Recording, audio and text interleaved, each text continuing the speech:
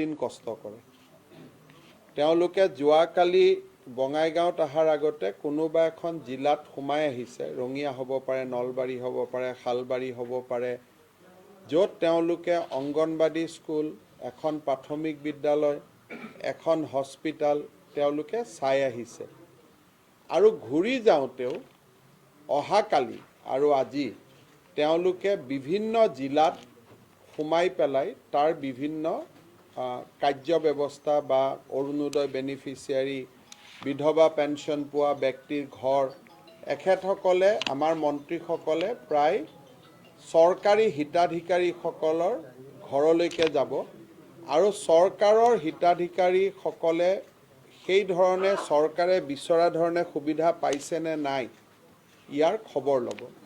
আৰু যি ভুল ত্ৰুটি দেখিব তাৰ আলোচনা অহা কেবিনেটত গুৱাহাটীত হ'ব। আৰু এই ব্যৱস্থাটোৰ কাৰণে আমি ধেমাজিৰ পৰা বহুতখিনি প্ৰশাসনত আমি উপকৃত হৈছোঁ। আৰু আজি বঙাইগাঁও কেবিনেটতো আমি এই দিশত চৰকাৰক ৰাইজৰ মাজত লৈ যোৱাৰ ক্ষেত্ৰত আমি বহুত বেছি আমি উপকৃত হৈছোঁ। আজি অসম চৰকাৰৰ ৭মখন কেবিনেট ৰাজধানীৰ বাহিৰত অনুষ্ঠিত হয়। 1951 চনৰ 28 ডিচেম্বৰত শ্বিলঙক বাদ দি গুৱাহাটীত বিষ্ণুৰাম মেধিয়ে প্ৰথম কেবিনেট বৈঠক অনুষ্ঠিত কৰিছিল।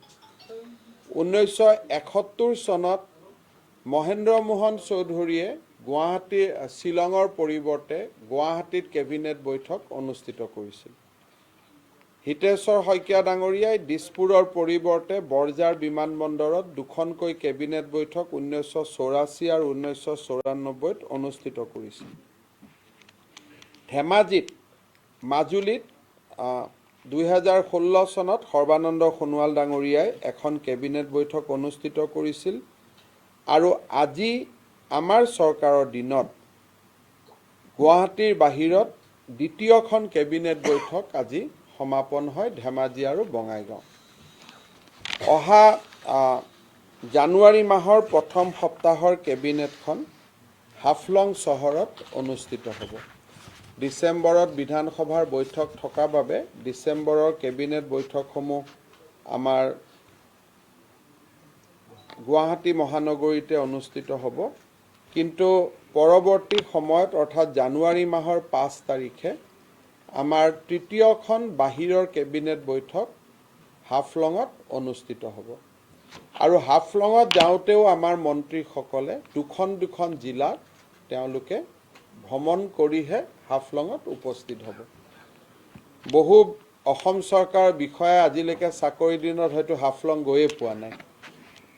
এই ধৰণে আমাৰ ৰাজধানীৰ পৰা আমি প্ৰশাসনক জিলা আৰু ব্লক পৰ্যায়লৈকে নমাই অনাৰ এটা চেষ্টা সমান্তৰালভাৱে চলি আছে।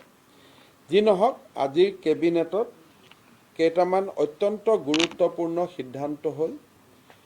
এটা হ'ল যে ৰাষ্ট্ৰীয় শিক্ষানীতিক অনুকৰণ কৰি আমাৰ ৰাজ্যৰ শিক্ষা ব্যৱস্থাটোক আমি নতুন ধৰণে সজাই পৰাই তুলিব খুজিছোঁ।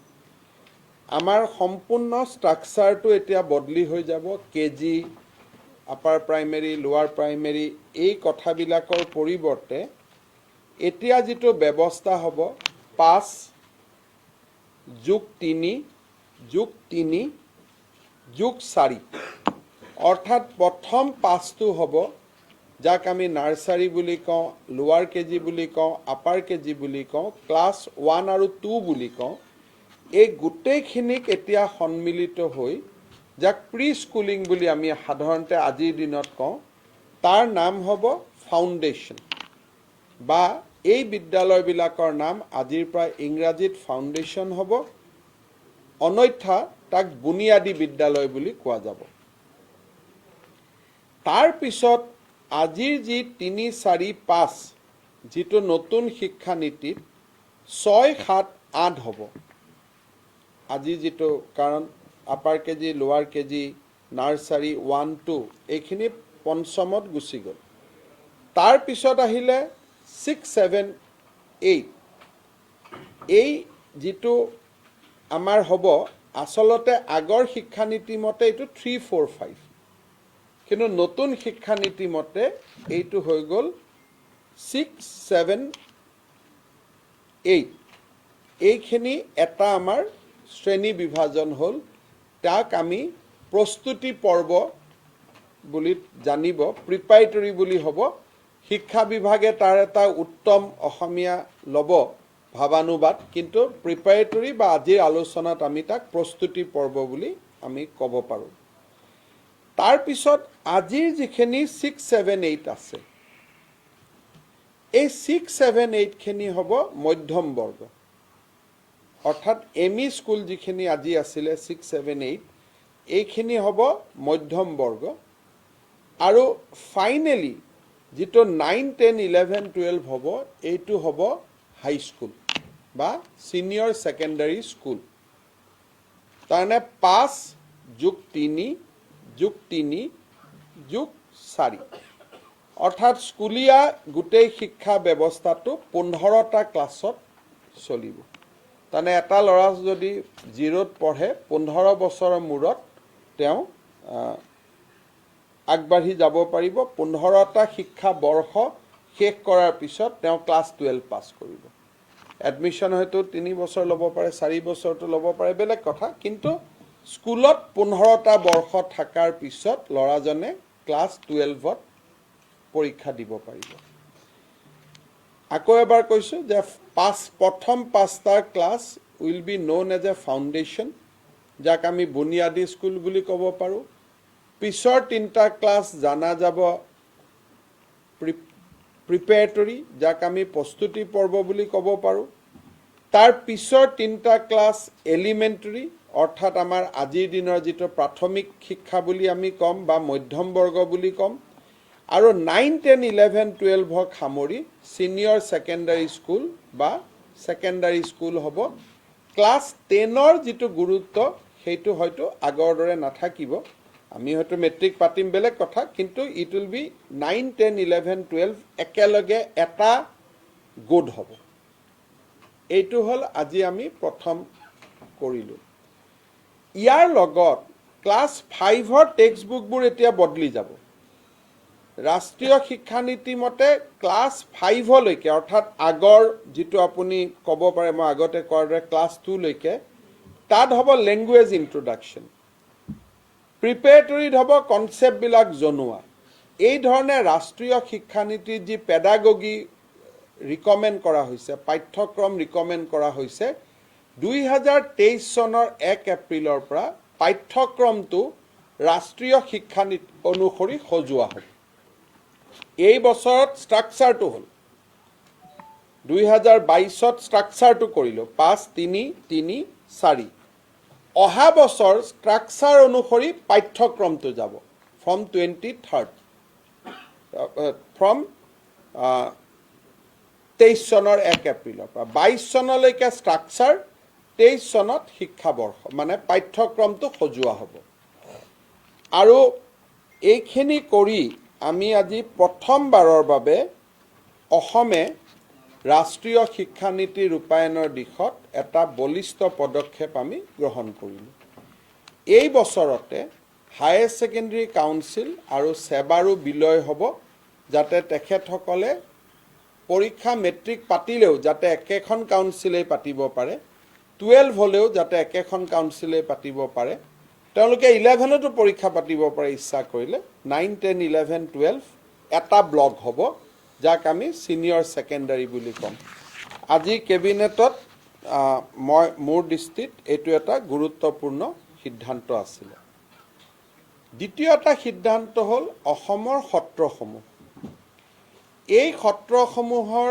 মাটি বিভিন্ন সময়ত বেদখলকাৰীয়ে লৈ গৈছে বুলি অভাৱ অভিযোগ আমাৰ বাতৰি কাকতে হওক জনজীৱনৰ মাজতে হওক বিস্তৃত চৰ্চা চলি থাকে কিন্তু ইয়াৰ ওপৰত আজিলৈকে চৰকাৰে কেতিয়াও প্ৰচেষ্টা চলোৱা নাই যে আসলতে কোন সত্ৰৰ মাটি গৈছে কাৰ যোৱা নাই গৈছে যদি কিমান গৈছে কোনো ইয়াৰ ওপৰত আমাৰ সামূহিক কোনো চিন্তা চৰ্চা হোৱা নাই ৰাজ্য চৰকাৰে সত্ৰৰ মাটি বেদখলৰ স্বৰূপটো চিনাক্ত কৰাৰ বাবে আজি এখন কমিটি নিৰ্মাণ কৰিছে, যেনেকৈ আমি গৰুখুটিত নিৰ্মাণ কৰিছিলোঁ।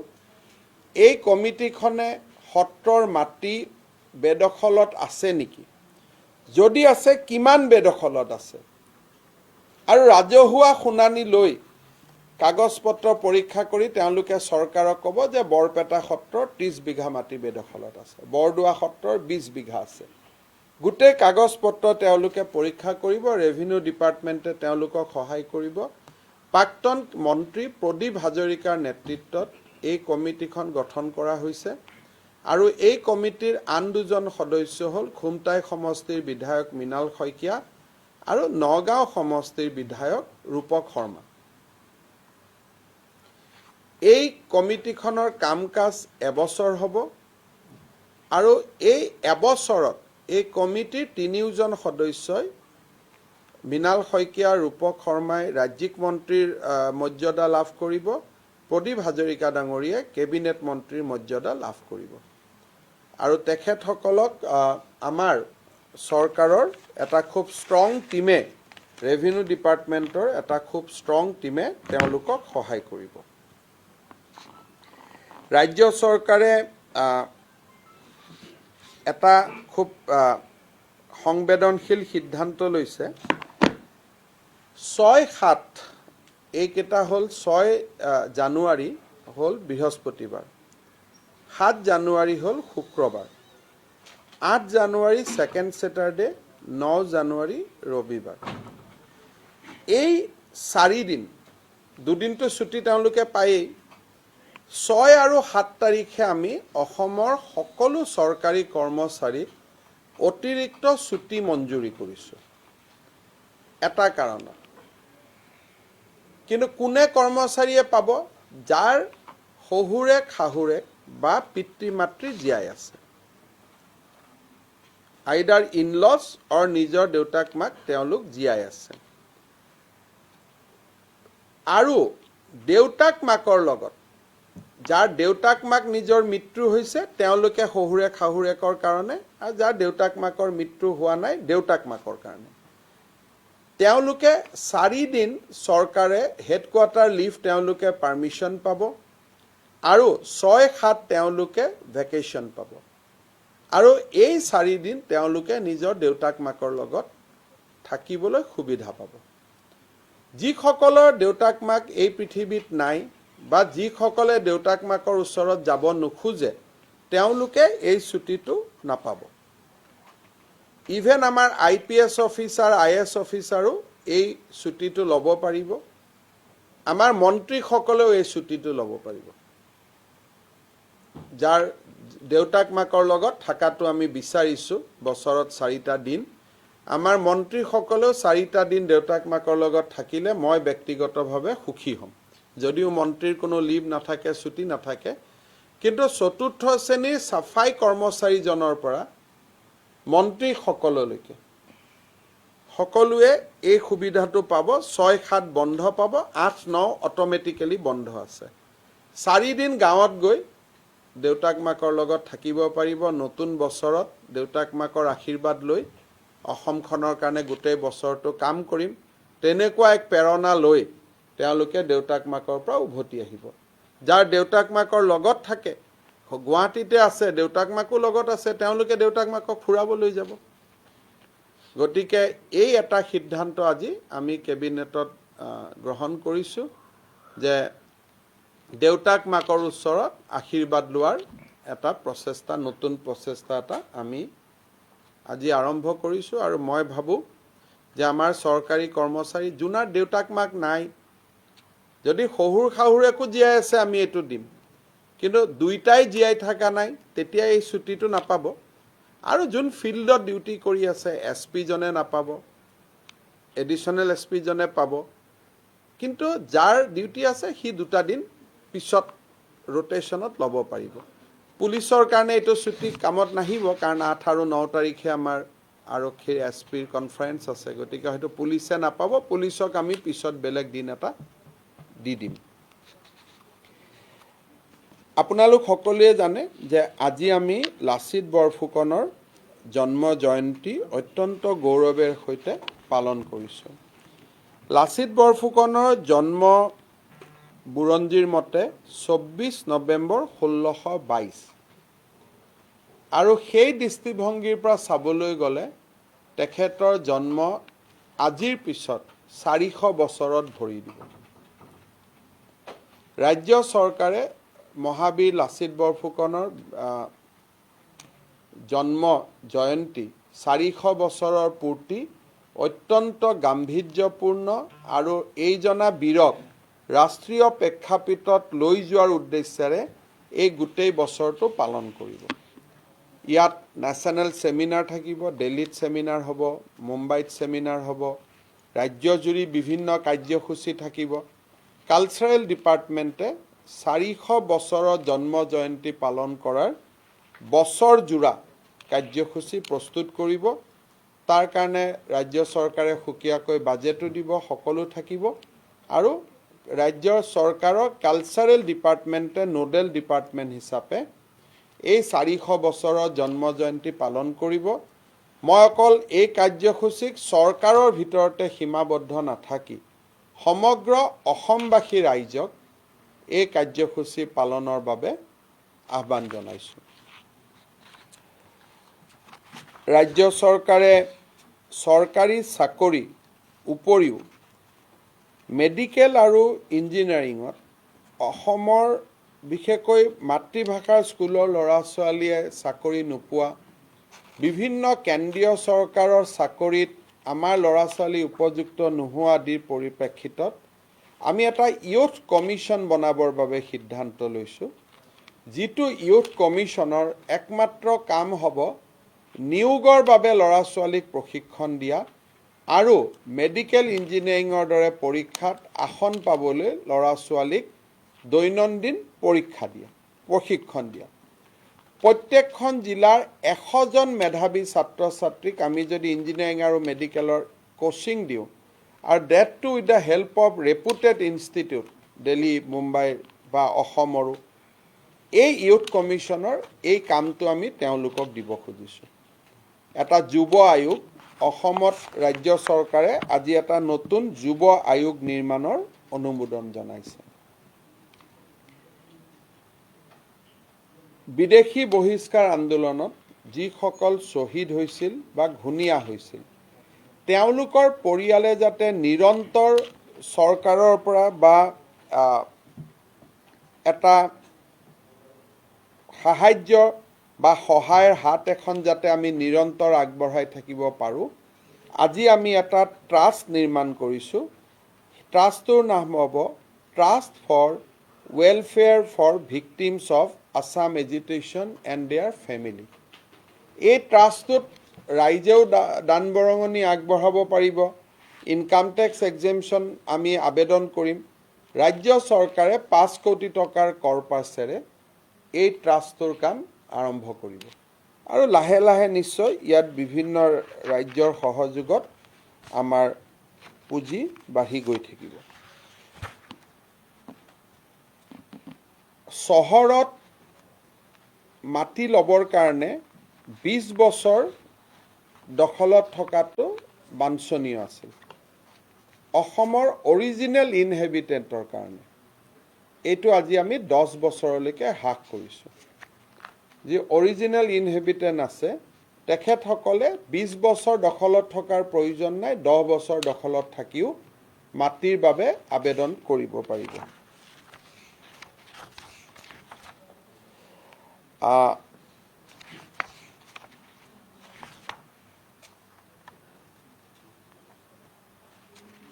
আমাৰ ৰাজ্য চৰকাৰত আপোনালোকে জানে যে মেনুৱেল টেণ্ডাৰ কৰিব লাগে 50 লাখৰ তলত আৰু ই টেণ্ডাৰ কৰিব লাগে 50 লাখৰ ওপৰত। আজি ৰাজ্য চৰকাৰে সিদ্ধান্ত লৈছে যে 25 লাখ টকাৰ ওপৰৰ যিকোনো ক্ৰয় বিক্ৰয়ৰ টেণ্ডাৰ ই টেণ্ডাৰ হ'ব লাগিব, মেনুৱেলি হ'ব নোৱাৰিব।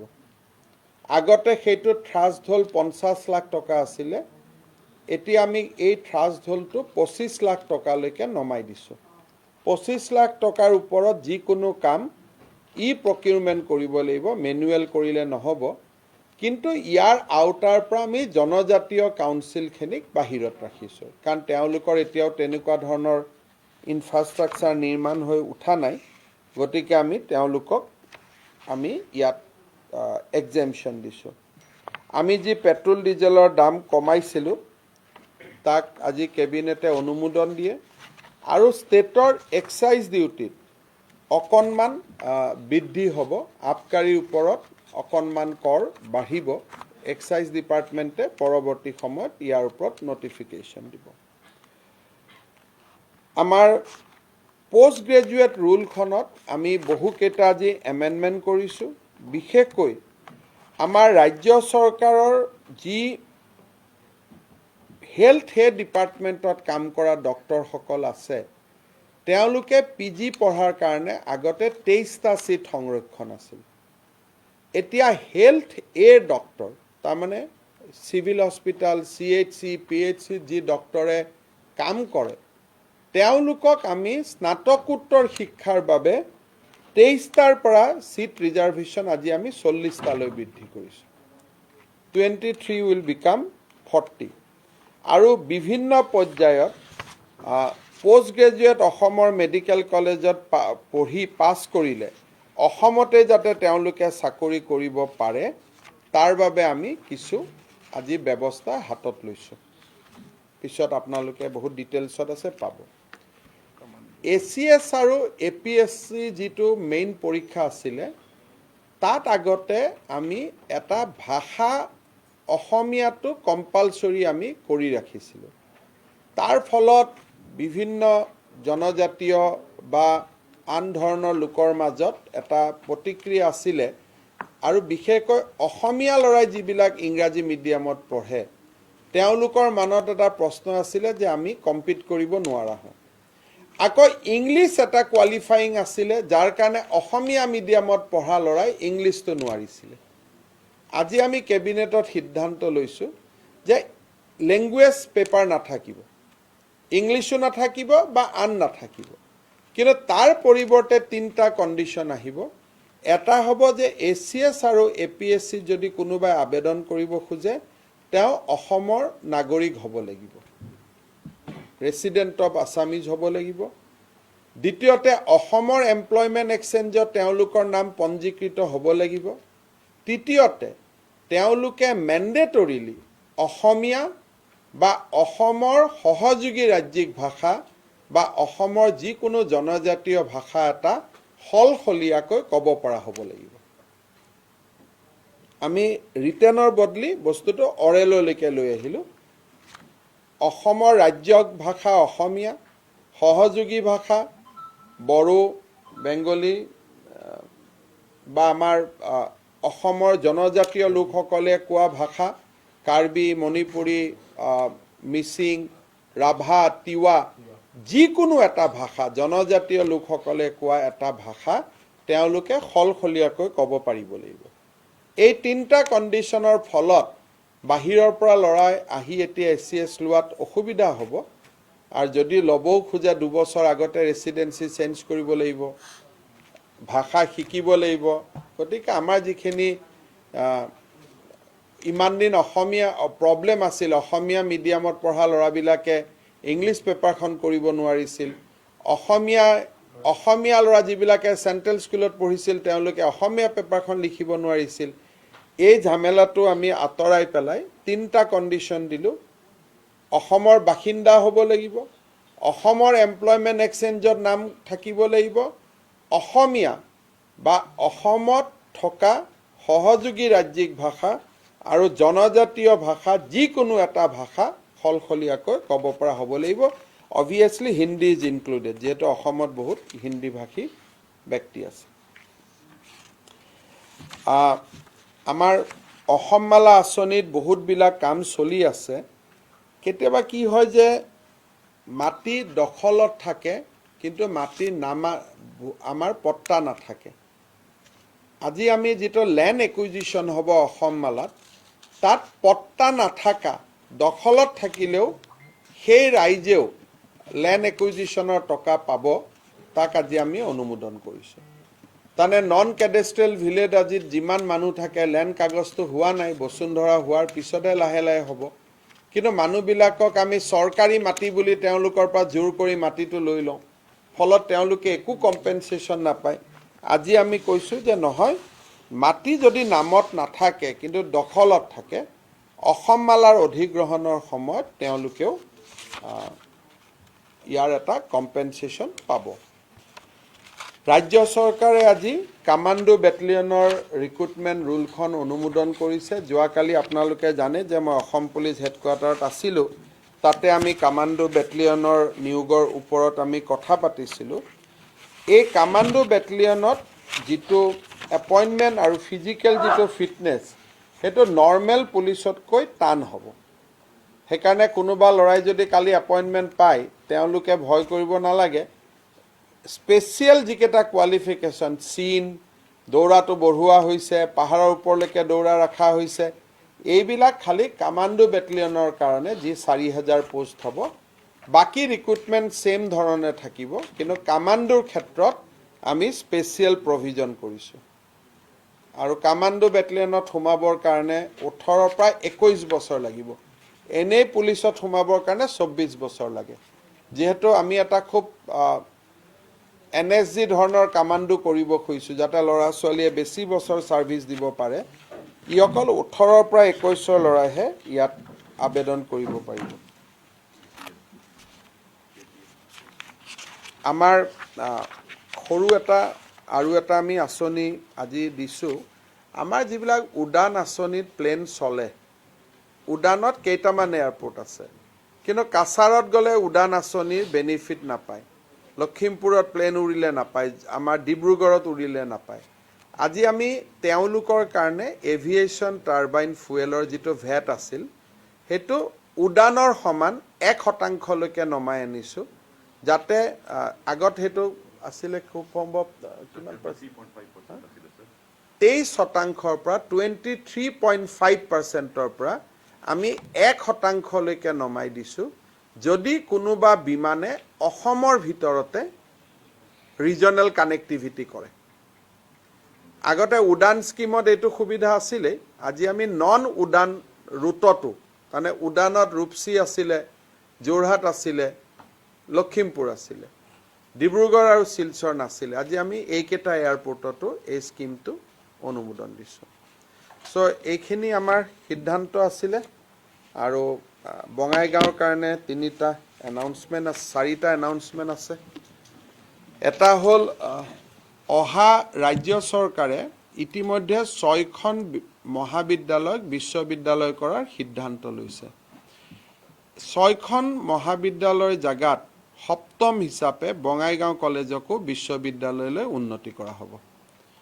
আৰু কিন্তু ইয়াৰ বাবে আমি 3 বছৰ সময় ল'ম। তেওঁলোক ৰেডি হ'ব লাগিব, বাট আমি যেনেকৈ বাকী কেইখনৰ কাৰণে 2 বছৰ লৈছোঁ সময়, বঙাইগাঁও কলেজক বিশ্ববিদ্যালয়লৈ উন্নত কৰা হ'ব উইদিন 3 years অফ টাইম। বঙাইগাঁৱত মেডিকেল কলেজ আমি অহা 4-5 মাহৰ ভিতৰত নিৰ্মাণৰ কাম হাতত ল'ম।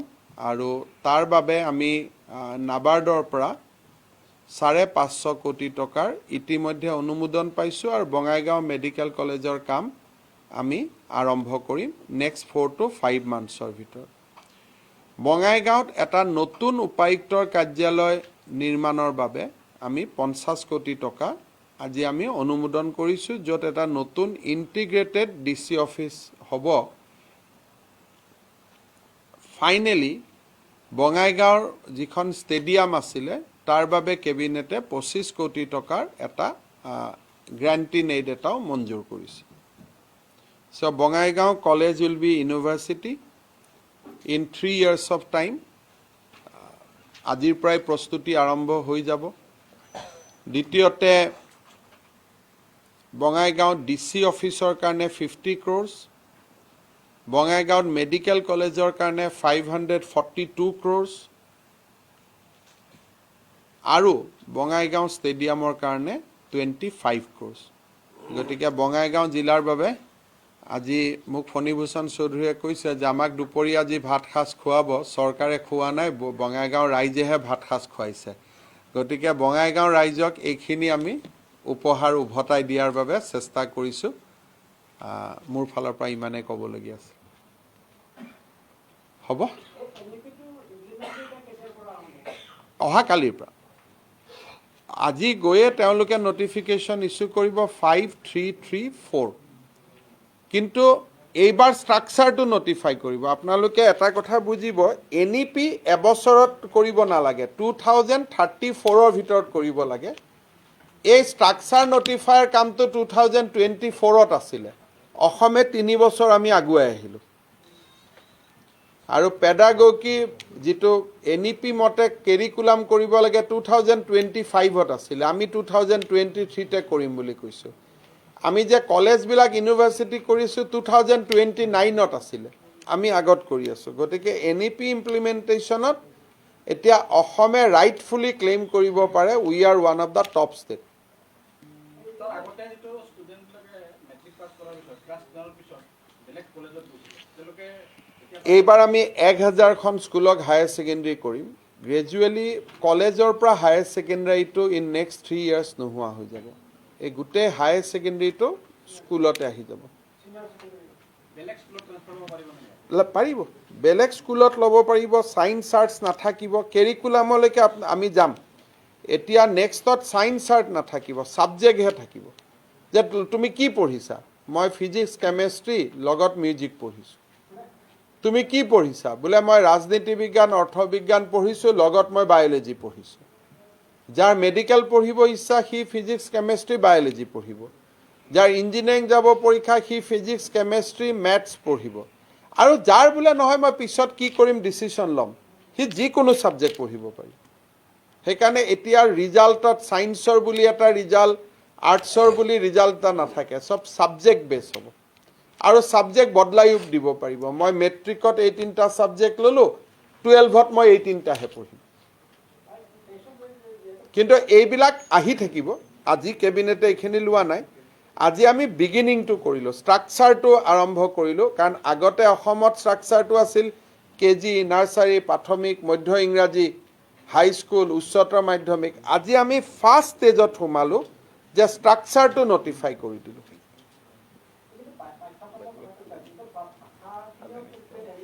ফাউণ্ডেশ্যনত ভাষা আহি যাব 23ৰ 1 এপ্ৰিলৰ পৰা ভাষাটো কৰাৰ বাবে প্ৰথম পেডাগগি আহিব কিতাপ আহিব তাৰ পিছত স্কুলত যাব লাগিব যে কিমান স্কুলে এটো লব খুজে স্কুল বিলাকক দিব লাগিব বহুত স্কুলত আমি কম যে নহয় আপোনালোকে মিছিং পঢ়ক তেওঁলোকে ক'ব ন মই অসমীয়াহে আমি পঢ়িব খুজো সেইখিনি আকৌ স্কুলৰ পৰা উইলিংলেছ ল'ব লাগিব কিন্তু প্ৰথম তাৰ আগতে কিতাপটো বনিব লাগিব যদি মিছিং ৰাভাৰ কিতাপখনটো বনিব লাগিব বড়োৰ কিতাপখন বনিব লাগিব এই গুটেই বছৰটো পেডাগগি বনোৱাৰ কামত আমি নিজক বিনিয়োগ কৰিম বাট এবছৰত ধন্য হৈ ক'ব নোৱাৰো আমি এটা অভিলাষী লৈছো কিন্তু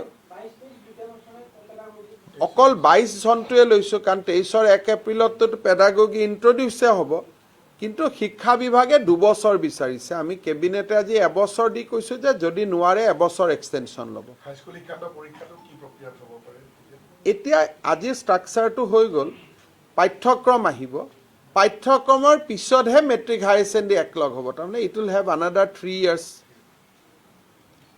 এইবিলাক সব বছৰে বছৰে গৈ গৈ 2034 চনতহে পূৰ্ণাংগ আমি দেখা পাম চৰকাৰৰ ফালৰ পৰা কোনো বাধা নাই চৰকাৰৰ কোভিড কোনো ৰেষ্ট্ৰিকশন এতিয়া কোনো বিষয়ত নাই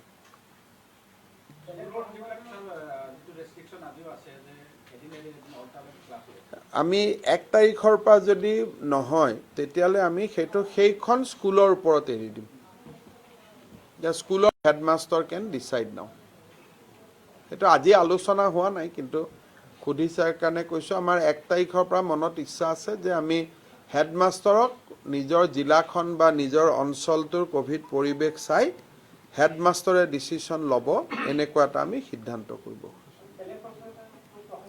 ক'ত জায়গা পাব জানো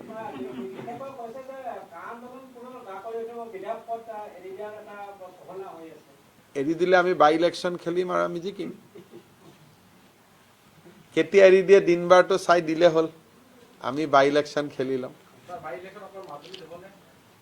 মাজুলীতে বাই ইলেকশ্যন হ'ব লাগে, কিন্তু আবেদন বহুত আছে, লাহে লাহে কৰি থাকিম আৰু এই 5 বছৰত 4.5 বছৰত বহুত বাই ইলেকশ্যন হ'ব, কিন্তু এজ অফ নাও কেইটামান দিন চৰকাৰক কাম কৰিব দিয়ক, নহ'লে ইলেকশ্যনত 1 মাহ গুচিয়ে যায় নহয়। হ'ব सर कोविड को लेकर स्टेट की स्टेटस क्या, लोगों को क्या कहना चाहेंगे? अभी वैक्सीन लीजिए और हमारा लगभग फर्स्ट डोज वैक्सीन समाप्त होने के लिए खाली 4 लाख लोग बाकी है। बाय 5th ऑफ जनवरी हम फर्स्ट डोज को कंप्लीट कर देगा। सेकेंड डोज 31 मार्च का पहले या 15 अप्रैल का पहले हम लोग खत्म कर देगा। थर्ड वेव लास्ट टाइम आया था अप्रैल में, तो अप्रैल का पहले हम स्टेट को 100% वैक्सीनेशन का ओर ले जाना चाहता हूं, तब शायद कोई कारण में थर्ड वेव आने से भी हम लोग संभाल पाएगा। सर लोगों में मास्क की आदत कम रही है क्या? देखिए मास्क तो अभी मैं क्या बोलूं, आप भी नहीं पहन रहा है, मैं भी नहीं पहन रहा, तो अभी ये क्वेश्चन का आंसर मेरे से देना ठीक नहीं होगा, लेकिन पहनना चाहिए। सो जो लोग पहनता है उसको, उससे हम लोग को सीखना चाहिए। সদায় কৈ থাকো, কালি কৈয়ে আছো, আজি এইবিলাক ক'ব আৰু কিয় লাগে, কালিও কৈ আহিছো পুলিচ হেডকোৱাৰ্টাৰত। এই প্ৰশ্নটো যিসকলে অসমক ভাল পায়, বহুত বেছি সাংবাদিকে এই প্ৰশ্নটো সুধি থাকিব, এইটো এইকাৰণে নালাগে যে আলোচনাৰ প্ৰক্ৰিয়া এটা সৰুকৈ চলি আছে, এইটো মিডিয়াৰ বাহিৰত চলি থাকিলে ভাল। তেওঁলোকৰ পৰা চিঠি এখন আছিলে যে আমি আলোচনাত সোমাব খোজো, কিন্তু চিঠিখনৰ অথেণ্টিকেশ্যনটো হোৱা নাই। কোনোবাই আহি ঘৰত দি থৈ গৈছিলে, বা নহয় কাৰোবাৰ ঘৰত, মোৰ ঘৰততো দিব নোৱাৰে, কোনোবা আমাৰ পুলিচ অফিচাৰে হওক বা ইণ্টেলিজেন্সে হওক কাৰোবাক দি থৈ গৈছিলে, কিন্তু পিছত চিঠিখনক আমি অথেণ্টিকেটেড কৰিব পৰা নাই, হয় নে নহয়, কোনোবাই অলপমান ধেমালিও কৰে, কিন্তু পিছত আমি আৰু একো কানেকশ্যন পোৱা নাই।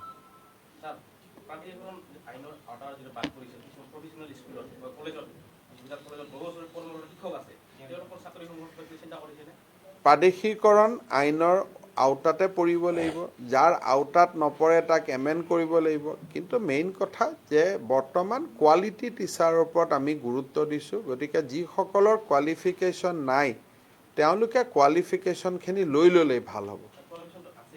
থাকিলেতো পাবই, থাকিলে কিয় নাপাব, ষ্টুডেণ্ট আৰু কোৱালিফিকেশ্যন থাকিলে কোনে ৰাখিব পাৰিব।